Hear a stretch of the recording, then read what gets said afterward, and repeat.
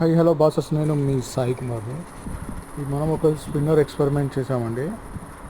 Time stamp on చేస్తే ఒక్కసారి spin చేస్తే అది ఎంతసేపు వరకు రొటేట్ అవుతుంది అని చెప్పి చూసాము.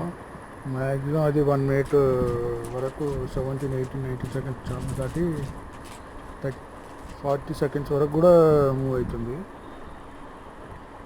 చూడండి స్పిన్నర్ ఎంత స్పీడ్గా రొటేట్ అవుతుందో. Thank you.